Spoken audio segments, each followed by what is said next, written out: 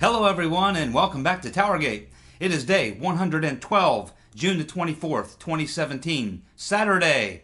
Oh my goodness.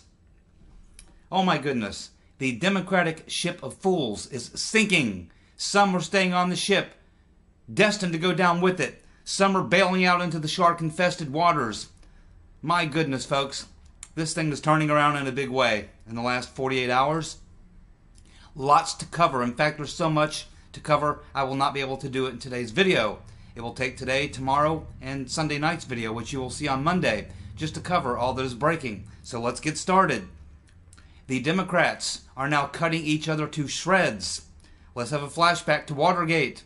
During Watergate, in the early stages of that investigation, Republicans and those who had reason to be worried about possibly being implicated in crimes associated with the break-in and the cover-up stuck together and they closed ranks.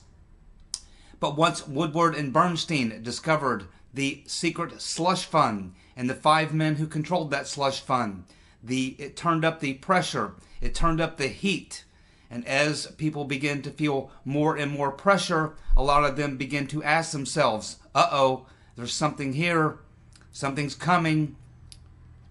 And they begin to ask themselves, am I going to be the scapegoat? And right now that the Russian narrative is dead, the Trump collusion narrative is dead, Democrats now see the tide is turning, and they're all asking themselves, am I going to be the scapegoat?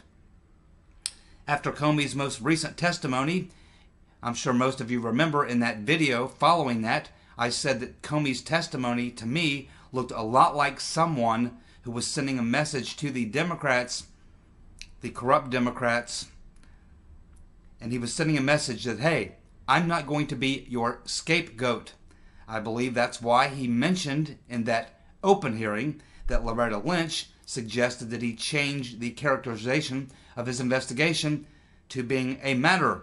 And then, following that, he did a closed session where he disclosed to the committee members that he passed a copy of an email to Loretta Lynch and said, here, read this.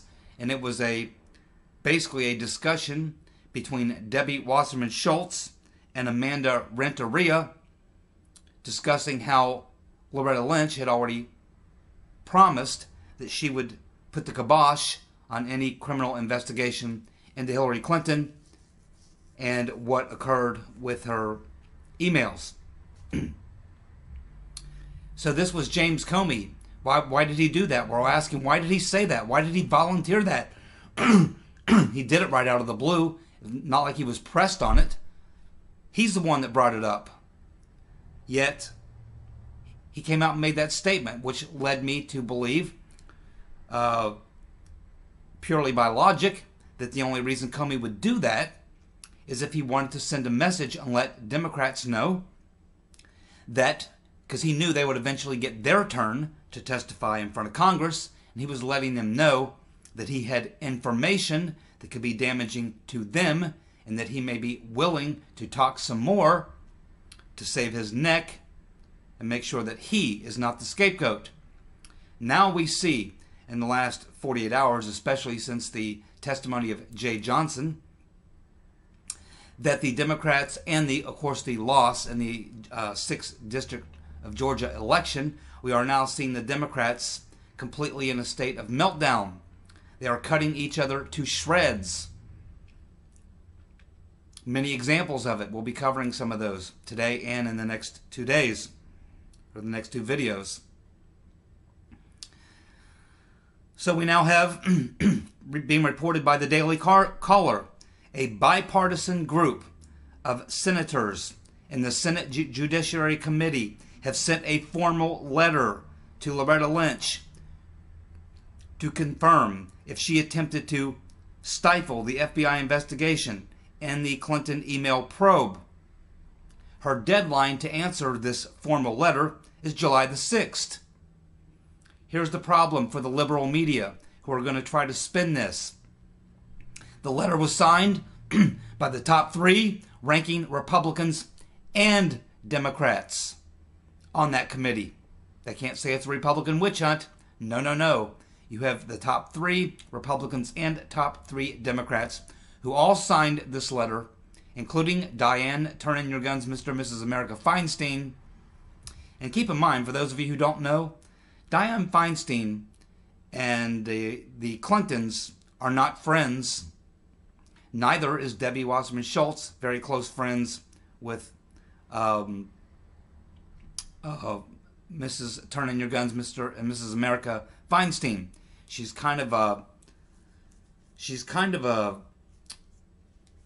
person who looks out for herself. Let's put it this way.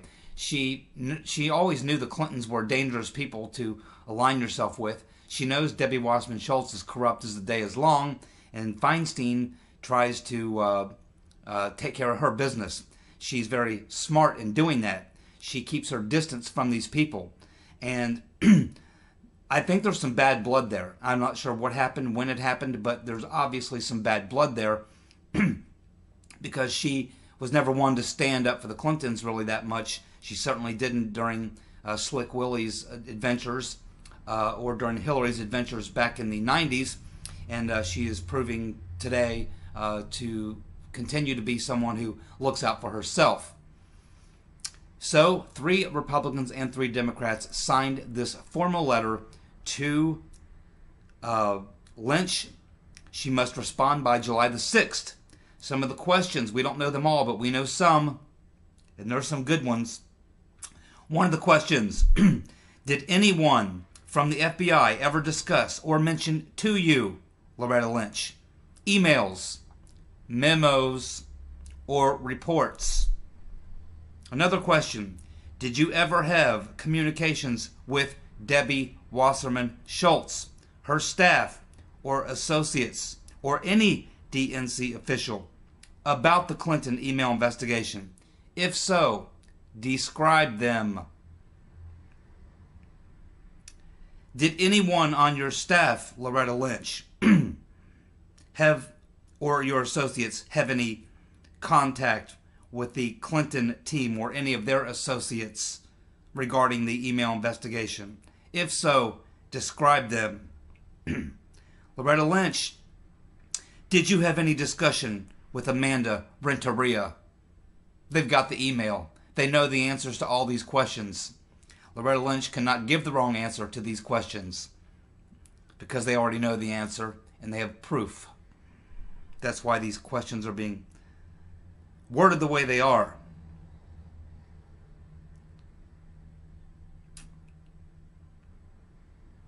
It should also be noted that this same formal letter, or the same type of formal letter, has also been addressed to 6 other people. We know one of them is Amanda Renteria. Who do you think the other 5 people are? I'm thinking Debbie Wasserman Schultz might be one.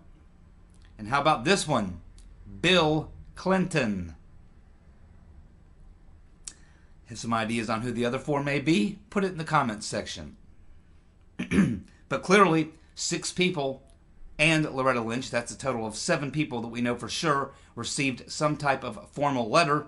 These are letters that are setups that forces these individuals to answer these questions in a formal response, which will be followed by hearings. My oh my, these people are cutting each other to shreds. You gotta wonder, how angry can Loretta Lynch be with James Comey? How angry can the Clintons be with James Comey? And Comey knew that this was going to be something fairly volatile. And of course, I believe that it was to let them know that he was not going to be a scapegoat. But clearly, it's a lot more than that. Comey obviously knows there's much more coming down the pike, and he wants to make sure that he is protected as much as possible. He is not going to be the scapegoat, but he must know something is coming. And he's right. Something is coming.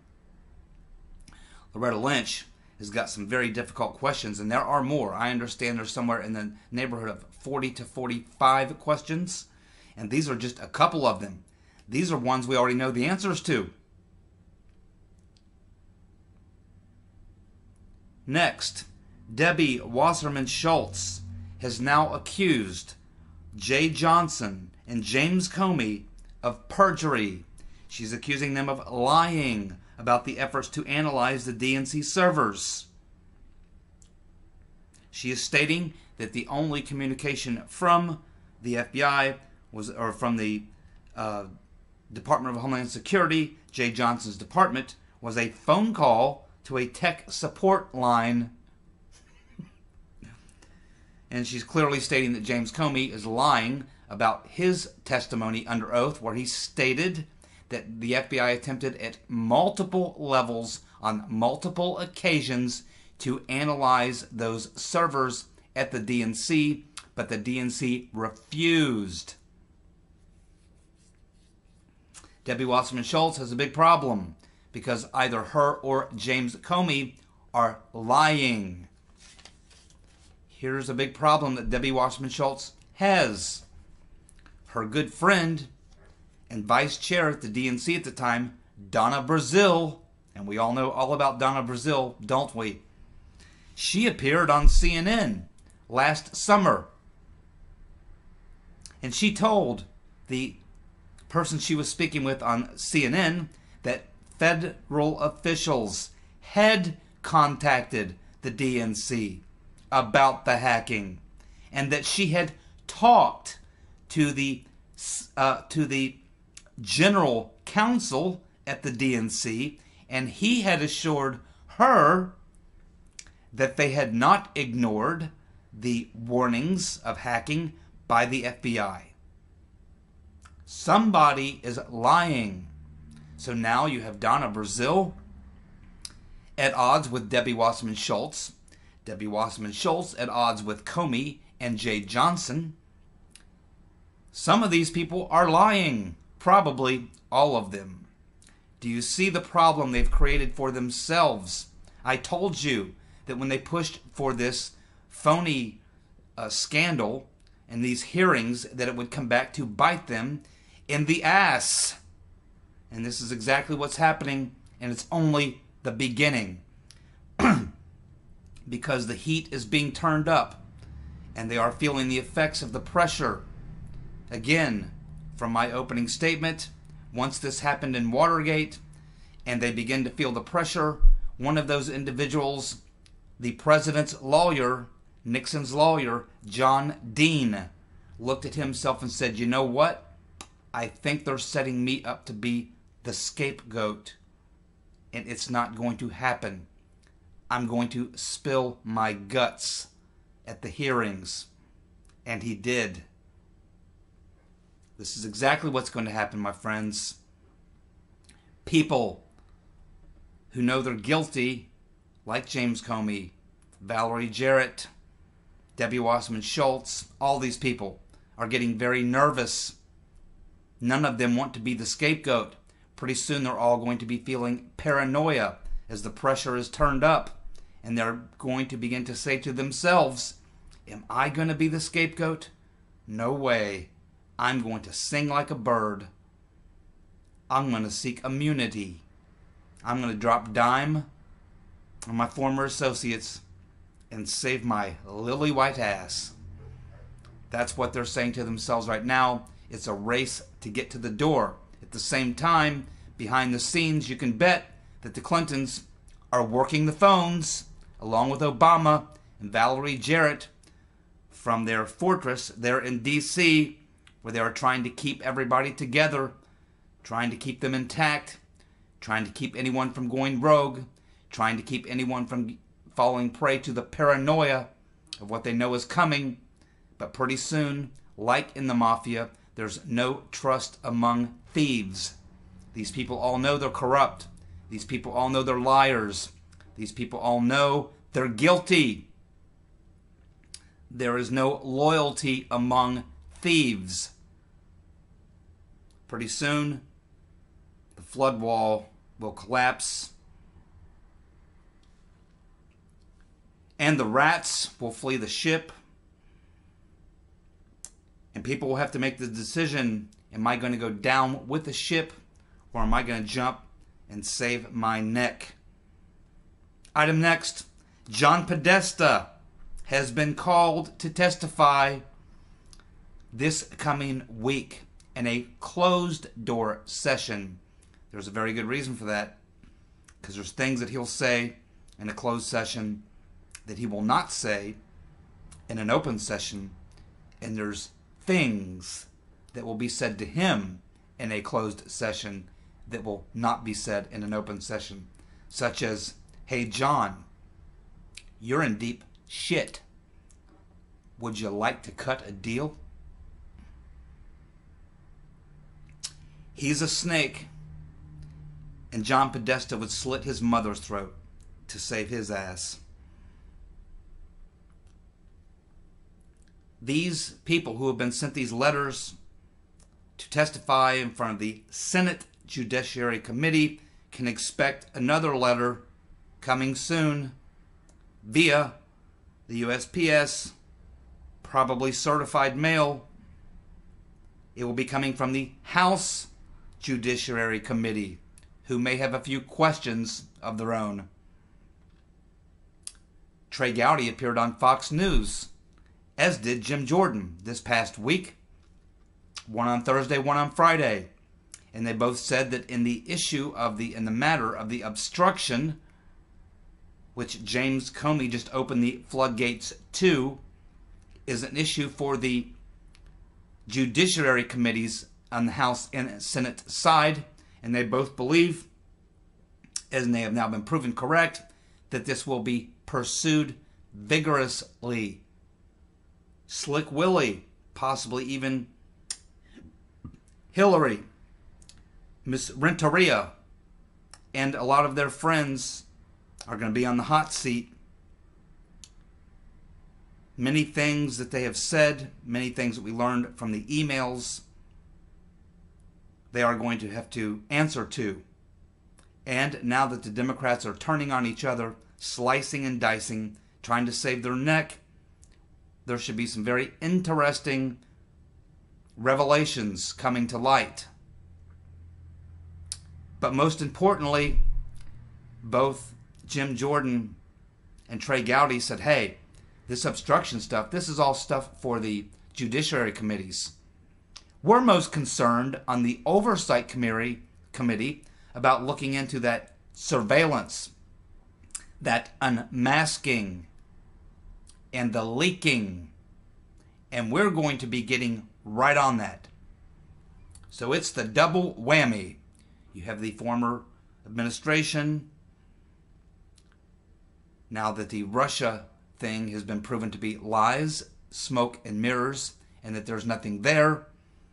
Now the other two issues, the obstruction issue, will be taken up by the House and Senate Judiciary Committees, and now the House will begin looking into, the Oversight Committee will be looking into, now headed by Trey Gowdy, the wiretapping, the unmasking, and the leaking. And Trey Gowdy looked kind of pissed. So it's the double whammy. Should be quite an interesting time coming forward. Next up, more voices on Capitol Hill from both parties and in the media among the punditry are calling for Mueller to recuse himself from the investigation due to conflict of interest. And, as was pointed out very well by Nada, one of our favorite commenters on this channel, and a wonderful link that she provided for us, we got to see Newt Gingrich lay it out in no uncertain terms. And he is correct. And he is plugged in to the establishment on the inside. Newt's not blowing smoke up our asses. Newt knows what he's talking about and a lot of things. I'm not a huge lover of Newt. When he was part of the establishment, he was one of them. But once they ran him out of town, he's kind of become one of us. He's a political opportunist and an opportunist in general. I have no problem with that. Most people are. But basically what I believe is going to happen with this Mueller investigation, as we get more as the new investigations of obstruction and of illegal surveillance and wiretapping and all these other things, as they begin to dominate the news wires, Mr. Mueller is going to suddenly become the target of his own investigation. His credibility is now going to come into question. He will have no choice but to come out and try and defend himself. It doesn't look good for Mr. Mueller and his posse. I see dark days ahead. I see them shutting this entire thing down. I think Mr. Mueller is going to take his posse and head back to the hills where they came from, and I don't see much coming from this. There's going to be a lot of political pressure on him as well. Mr. Mueller, also a self-serving member of the deep state, and those who are on his team are not going to want to dirty themselves in this mess that they find themselves in. They're going to look at their own personal situations and realize it may be better just to cut and run rather than stick around for what's coming, which is mighty hugely. Next, the House Oversight Committee is calling for an investigation into Comey and Mueller for double standards and working in a partisan manner regarding the Trump-Obama administration investigations. These individuals, Jim Jordan, Mark Meadows, and Jody Heiss, members of the Freedom Caucus, are the loudest voices on this particular committee that are now wanting to take a different kind of look into Mr. Mueller and his posse. Now it's clear what their motives are. Again, my personal opinion is that this Mueller investigation is going to go away. They're going to try to save face. They're going to try to quickly pretend that they've put some facts together. They're going to come up with a quick resolution and say, well, yeah, we have looked into some things, and yeah, we've already decided there's really not much here, but hey, thanks for giving us a shot at it. You guys have a nice day. Bye. And they're going to get out of town. Because what's coming is a freaking train wreck. And they all have careers and reputations. And when it looked like there might be an opportunity for them to embellish those careers, they were Johnny on the spot. But now that it appears that they may end up being on the wrong end of what appears to be a two-edged spear, I believe that they'll do the smart thing and they will flee town. That's my opinion. Did you know that Paul Ryan, that dirty dog, is being challenged by Paul Nehlen again? Paul Nehlen's a good man. He's fully supportive of Donald Trump and the Trump agenda. He's running in Wisconsin against Paul Ryan. He ran against him, I believe, 2 years ago. But Paul Ryan had about $33 million from the deep state against Paul Nehlen's $100,000. And therefore, he won pretty handily. But those of you who live in Wisconsin, if you are a freedom lover, if you support Donald Trump, if you know that Paul Ryan is a rat, and that you know that Paul Ryan is basically, Paul Ryan, to me, he reminds me an awful lot of Eddie Munster. But I liked Eddie Munster. I don't like Paul Ryan. So those of you who live in Wisconsin should pay very close attention. Paul Nehlen is a good man. I encourage you to go to his website. Nehlan, I believe it is. Paul Nehlen running against Paul Ryan in these midterms. You need to kick Paul Ryan's ass out of D.C. He's a sellout. He's a deep state rat. He needs to go. You have a good choice to replace him with Paul Nehlen. If you're in Wisconsin, I highly recommend you look into Mr. Nehlen, and God willing, cast your vote for him. Forget about the money. Forget about the deep staters. Forget about all of that. Elect an honest man in Wisconsin and send Paul Ryan packing, because he's a dirty, dirty dog. So, I'm watching the media in the last 48 hours. After that Georgia election, it began. The meltdown, the finger pointing against Nancy Pelosi. Nancy Pelosi The woman is ignorant. The people around her are ignorant. Clearly, the Democratic Party doesn't understand what's happening to them, and clearly, they don't understand how to combat Donald Trump. He owns them. He continues to own them. So Nancy Pelosi, one of her staffers, got the brilliant idea to put up a hashtag post on Twitter that was "Stand with Nancy." Unfortunately, the response wasn't good. In addition to that, many Donald Trump supporters grabbed hold of that hashtag and put it up on a lot of Republican popular Twitter sites, where it became really, really, really popular. People using that hashtag to beg Nancy Pelosi and the Democrats to keep her in place as the leadership. Because under her leadership, the Republicans in the last 3 to 4 election cycles have gained about, 1,000 seats in federal, state, and local elections, including governorships and mayoral races. We've never seen so much success from the leadership of Nancy Pelosi, for those of us who are freedom lovers. So no, we don't want Nancy Pelosi leaving town. Nancy Pelosi's doing a great job. She's the best player on our team. Go Nancy! So that backfired on the Democrats and Nancy Pelosi, and now she looks like a damn fool, and that aide who came up with that brilliant idea is probably working in a telemarketing job right now for that brilliant idea, which backfired massively. So, the Democrats are cutting each other to shreds. I've been viewing CNN, MSNBC, and what you see is you have certain Democrats who are in the Congress, Democrats who are pundits outside, not in the Congress, but are pundits of the D.C. Beltway Democrats. And then you have the liberal media. And what you see in the last 3 or 4 days since the special election and since the revelations that they are now going to pursue this obstruction with Loretta Lynch, they realize that there's a lot of things coming ahead.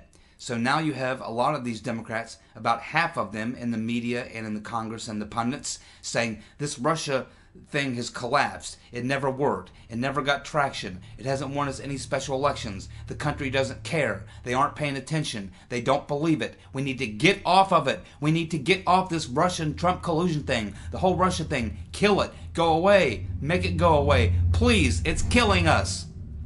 At the same time, you have about the other half of Democrats in the media, in the Congress, and the pundits around them saying, no, we got to stay with the Russia-Trump collusion. I just know there's something there. If we just keep on it, I just know there's something there. We just know that we'll get Trump impeached. So what you see is a complete loggerhead between in the Democratic Party. And some of them want to stay with the Russian narrative. Some of them think it has to end. They're now fighting each other. They're eating each other. They're ripping each other to shreds, to ribbons. It's extraordinary to watch. I've been watching politics for a long time. I don't know if I've ever seen a party melt down quite this way before. It is extraordinary. And we haven't even gotten to the beginning of this. They still have many witnesses coming to testify. This thing is going to carry into the 2018 elections. And we haven't even started talking about the surveillance. Those hearings haven't really even started yet. They will be starting soon. And it appears that Trey Gowdy and Jim Jordan and some other folks, including, believe it or not, Lindsey Graham, he's got his panties in a wad over this thing himself. They've said that they're not going to reauthorize the FISA court until they get answers. And that has to be reauthorized, I think, by September. Doesn't give them much time to get to the bottom of the swamp where the Democratic swamp monsters and their friends are hunkering down, hoping for the best. But I'm telling you, this reminds me a lot of Watergate, how we saw John Dean when he felt the pressure. And as we've seen many, many times, this is how the FBI, this is how many investigations are closed. This is how they get a lot of people. They apply pressure to everyone involved and wait to see who gets weak in the knees and wait to see who decides that they're going to save their neck. And believe me, we have got some people here who apparently are making that decision. James Comey clearly made that decision by the fact that he volunteered what he did in the testimony. You now have Debbie Wasserman Schultz, who is trying to cover her butt. She's saying, hey, I didn't know anything about the FBI and Department of Homeland Security wanting to look at our servers. And by the way, Mr. Mueller, as I've already discussed, if Mr. Mueller decides to actually get into this investigation, in order to actually have a basis for his investigation, he will need to present some evidence that there was Russian hacking, because that is the entire basis for everything that he is looking to investigate. And if that is the case, that means that he needs to actually have some solid evidence, which means he needs to have someone look at those servers.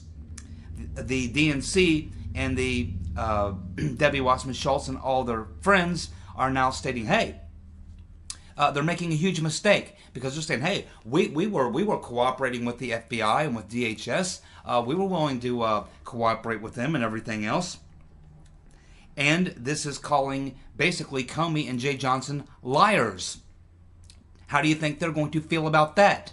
Do you know what they're going to say to that? Let me tell you what they're going to say to that. Because now that Comey is gone and you have a new FBI director, I'll tell you what he's going to say to that as this thing moves down the road.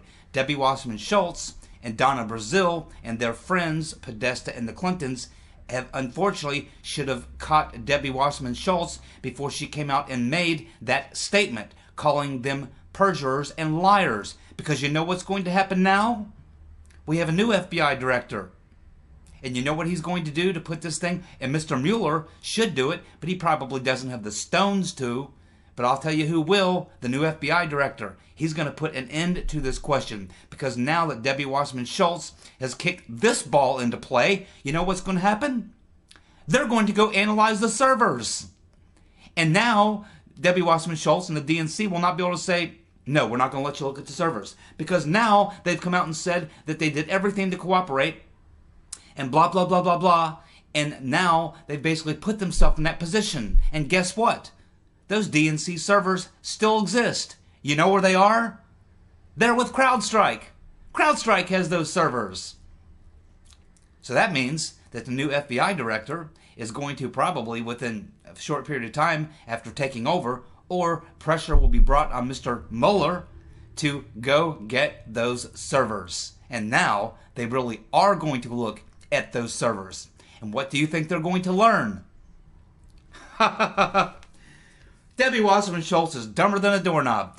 The fact that she made that statement, she has just set herself up. Didn't she think about that? Didn't she say to herself, wait a minute, if I come out and call Jay Johnson and Comey liars and say that we did everything to cooperate, then I'm putting myself in a situation where then they're going to say, okay, well, since you're totally willing to cooperate, let's go ahead and have a look at those servers.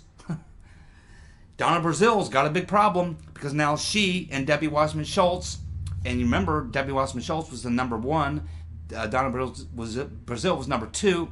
They're now in conflict with one another, because we have Debbie Wasserman Schultz saying, hey, Comey and Johnston are liars. The DHS and the FBI, we cooperated with them, but at the same time she's saying that they never contacted them. She's at odds with herself. Now she's also at odds not only with Comey and Johnston, but her own person under her, Donna Brazile, who's on video on CNN saying, oh yeah, we cooperated with them. We had I went to the general counsel and made sure that they cooperated, and he said we were doing everything we were supposed to do. So clearly there's a great deal of evidence that in fact there was major efforts made by the Director of Homeland Security and the FBI to take a look at those servers, and there's multiple amounts of evidence that the DNC did not want that to happen. Only the rhetoric says that they were, and they're, oh yeah, we were cooperating with the FBI. We were blah blah blah blah blah. You know, I'm watching the Sink Ugar, or whatever his name is, from TNT. Total meltdown. They are now, TNT literally is now split. They have a couple of their main people who are trying to continue the Russian narrative. You have a couple people, you have Jimmy Dore and some others on the other side, saying we need to get off this thing. They are being divided. They are being split. They are tearing each other to bits. And this is exactly what you see happens in these types of situations. When you have a bunch of people involved in a criminal enterprise and they stick together until they realize that, uh-oh, there's going to be consequences. And then they all get very paranoid, wondering if they are going to be the one thrown under the bus. So who is going to try to protect their neck? Who is going to sing like a bird? Who is going to throw someone under the bus? Loretta Lynch cannot sit in front of just these first three questions that we have been told about, not to mention the other 40 or so we don't know about. Let's look at those again. The questions include, the question was, did anyone from the FBI ever discuss or mention to you, Loretta Lynch, emails, memos, or reports? Well, that question is a setup question because they already have Comey's testimony in the open hearing that she told him to recharacterize. What is she going to do? Is she going to go into these hearings or write back in this letter that, no, I didn't say that? She's calling Comey a liar. Now, he also disclosed in a closed hearing that there was a document, an email, between this Amanda Renteria and Debbie Wasserman Schultz stating that that Lynch was going to put the kibosh on this thing. Now, that is physical evidence. They actually have the document. They have it. James Comey is also really, really, really concerned because he leaked a memo, and again, we have members of Congress, particularly in the Oversight Committee, that want to follow up on that as well. Not only that, but in the House Judiciary Committee, there are a couple members of Congress, I think both Republican and Democrat, who are now stating that they should look into that Comey thing a little bit more. He did send that email on a government computer, on government time, on government paper, or on government resources to his friend at Columbia University. The purpose from which he admitted was to get a special prosecutor who turns out to be one of his best friends, who's loading his entire posse with anti-Trump Hillary supporters, including two of those lawyers, one who represented an aide in the Hillary Clinton email investigation, and another that worked for the Clinton Foundation. It's all unraveling. It's all unraveling, my friends. As I said, the ship is sinking, and some of the rats are fleeing the ship. Some of them don't know what to do. They're frozen. And they are literally cutting each other's necks right here. There's no way that Loretta Lynch can deny that she obstructed justice. They have the information. They have the facts. Next question. Did you ever have communications with Debbie Wasserman Schultz, the staff, or the associates? Well, we already know from what Donna Brazile has said and from the circumstantial evidence that certainly exists, which they'll find actual physical evidence, I'm sure, when they go digging, that this, in fact, is another question that Loretta Lynch has no choice but to answer in a way that is incriminating to her. I don't see how Loretta Lynch can possibly answer any of these questions. She can either lie, in which case they'll know she's lying and can prove she's lying, and that in itself is a crime, or she can tell the truth and incriminate herself. And these are just three questions. Did you have a discussion with Amanda Renteria? Ooh. I wouldn't want to have to answer that question because she was one of the chief members of the Hillary Clinton campaign. If you are the Attorney General and you have a conversation, especially if it's about an ongoing investigation with a senior member of a politician running for president of their team, and you have that conversation, that in itself is a crime. It's a big, fat crime. Woo! Loretta Lynch is in some serious smoke. I'll tell you what. And who's going to cover for her? Donna Brazile? Hillary Clinton? Debbie Wasserman Schultz right now has to be thinking, oh man, oh my God. They're going to throw me under the bus. I know the Clintons. They're going to throw me under the bus. I just know it. Same with Donna Brazile. She has to be thinking, I know the Clintons are going to throw someone under the bus. It's not going to be Schultz. She's got too much on them. So they're going to go to me. It's going to be me. I'm the one they're going to throw under the bus. Then you're going to have this woman, Amanda Renteria, going, hey, something's going down here. I'm in trouble. They're going to try to throw me. I know the Clintons are going to throw someone under the bus. I know it's not going to be Jarrett. It's not going to be Podesta. They got too much on them. I'm the only one. I'm the one they're going to get. See, so everyone, this is what's going through everyone's mind, is who are they going to scapegoat? Who are they going to throw under the bus? Someone is going to jail, and these are crimes. This is not political ethic situations. This is none of that. These are crimes, obstruction of justice crimes on multiple levels. And again, we haven't even got to the surveillance yet, believe me. And Loretta Lynch is up to her eyeballs in that as well, because she is the one who would have had to sign off on those FISA warrants based on the dossier given to James Comey by John McCain. And old John McCain. What do you think, folks? Do you think he may have been one of the leakers? Do you think Johnny may be a little nervous? He's got a lot of dirt on a lot of people. No question about that. But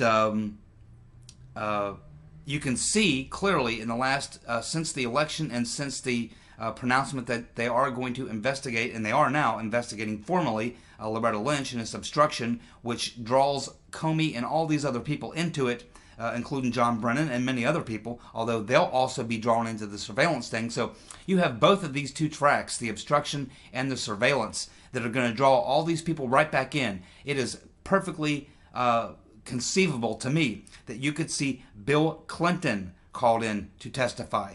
Gosh, that would be extraordinary to see a former president called in to testify, and they're going to have a very difficult time, he and Lynch both, trying to explain that they spent 30 minutes on that plane and the only thing that they talked about was grandchildren, Brexit, and whatever, yoga. It's just not going to fly. And remember, it still has been put out there, I don't know if it's true or not, but the NSA may even have some transcripts of those conversations. That conversation happened between Loretta Lynch. And now that you're going to have a new FBI director, we won't have James Comey anymore. No. We're going to have a new FBI director, and he's probably going to pursue this stuff, would be my guess. And that's probably why Trump decided on him, would be my guess. He's probably convinced Trump that he will get on this stuff. That's my guess. So it's an extraordinary situation we now find ourselves in. Just a week ago, things were completely different. The landscape, the scenery was totally different. Today, everything has changed, and you can see it because you can see. I don't think I've ever seen a political party, even during the Watergate. You didn't see Republicans weren't quite out to get Nixon. They just realized things had just gone to the point where there was just no choice, that he was going to have to resign, and they came to him and told him that. But you still didn't see Republicans cutting each other to shreds over that particular deal. But what you see right now is the Democrats are literally slitting each other's throat. They're throwing each other under the bus. They're accusing each other of perjury and lying. They're making false statements that we already have evidence of what they said, and they're saying something different. They are pitting themselves against each other. It's going to be Democrats' words against Democrats. It's not going to be Republican word against Democrats. It's going to be Brazil's word against Wasserman Schultz's word. It's going to be Comey's word versus Clinton's word. It's going to be this guy against this guy. All of the same party, cutting each other to shreds, trying to save their God-forsaken hind ends. It's not going to work. This is ugly. Lots of things are going to come. There's going to be a lot of fallout. And things are really in a situation I've never seen before. I've never seen it quite this bad. And then, of course, they've lost the media now, because now you have Jake Tapper. I'm watching Jake Tapper, and even Jake Tapper, who's spent the last 3 months, 4 months on this Russia collusion thing as hard as anybody, even he's now looking into the camera and going, this Russia collusion thing, there's just really nothing there. And why the Democrats keep staying on this Russia collusion, I don't know. At the same time, you've got Manow over at CNN who can't get off of the Russia thing. She's convinced if they just keep pursuing it, they'll find something. So I've never seen anything like this. Normally, this stuff happens behind the scenes. They get together, they have disagreements, they try to find a strategy, and they move forward. But clearly, Pelosi has lost control of this thing. The Clintons have lost control of it. Obama has lost control of it. They no longer have their people corralled. They don't know. You got some people going this way, some people going this way. They're scattering. The light of truth is being shined upon them, and like the cockroaches that they are fleeing for the dark crevices. But there is nowhere to hide, Loretta Lynch. There is nowhere to hide, James Comey. There is nowhere to hide, Mr. Brennan. There's nowhere to hide for you either, Mr. Mueller. There is nowhere to hide, Slick Willie. Nowhere to hide, Hillary. Nowhere to hide for any of you people. The hammer's going to drop. Alrighty. We'll get to some more, because there is more. Much more. We'll get to that tomorrow on my Sunday evening video, and then on my Monday morning video, we'll cover the rest. So, this is TowerGate, day 112, 6/24/2017, Saturday. Democrats are cutting each other to shreds. A formal letter has been sent to Loretta Lynch, which she must respond to by July the 6th. Democratic politicians, people in the media, have lost control of the situation. We have Debbie Wasserman Schultz making statements that are at odds with Comey, at odds with Brazil. Brazil making statements that are at odds with Jay Johnson, with Debbie Wasserman Schultz, with the Clintons. We don't know. We're going to hear from Amanda Renteria. We're going to hear from all these people. Believe me, we've only heard from less than 10% of the total witnesses who will be called regarding the obstruction. And we haven't even gotten to the surveillance hearings yet, but they're coming because that FISA warrant is coming up for approval. That FISA court comes up in September, so they got to be getting on it soon. It's going to be a very, very busy time. Normally the summer in Washington, D.C. is really a snoozer. Nothing happening. Not this summer, my friends. It's going to be hot, hot, hot in the city where the swamp exists, where the swamp monsters are now eating themselves. Extraordinary. Thank you for tuning in. I'll be back tomorrow with more TowerGate. See you guys. Bye.